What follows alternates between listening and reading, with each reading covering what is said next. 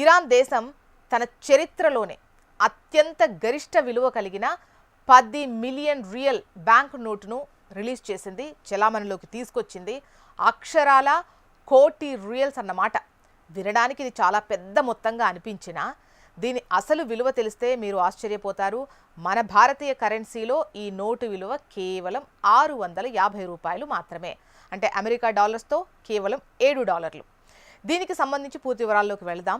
Iran ప్రస్తుతం తీవ్రమైన ఆర్థిక సంక్షోభంలో కొట్టుమిట్టాడుతోంది. అమెరికా, ఇజ్రాయెల్ దేశాలతో నెలకొన్న అంతర్జాతీయ ఉద్రిక్తతలు, సుదీర్ఘంగా కొనసాగుతున్న ఆంక్షలు ఆ దేశ ఆర్థిక వెన్నెముకను విరిచేశాయి.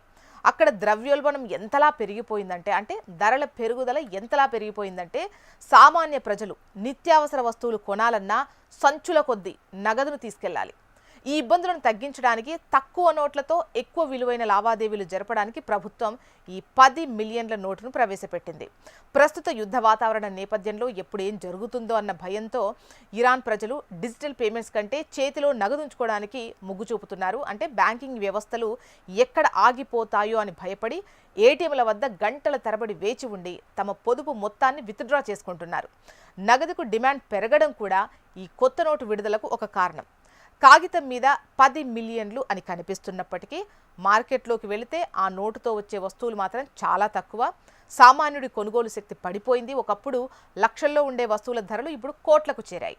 ఇది ఒక కొత్త నోటు విడుదల మాత్రమే కాదు, ఆ దేశ ఆర్థిక వ్యవస్థ ఎంతటి క్లిష్ట పరిస్థితుల్లో ఉందో చెప్పడానికి ఒక ఉదాహరణ. అంతర్జాతీయ ఆంక్షలు, ఆర్థిక నిర్వహణలో లోపాలు వెరసి ఇరాన్ కరెన్సీని ప్రపంచంలోనే అత్యంత బలహీనమైనదిగా చేశాయి. కేవలం లావాదేవీల సౌలభ్యం కోసం పెద్ద నోట్లు తేవడం తాత్కాలిక ఉపశమనమే. ధరల పెరుగుదలను అరికట్టకపోతే ఆ దేశ ఆర్థిక భవిష్యత్తు మరింత అంధకారంలో పడే ప్రమాదం ఉంది.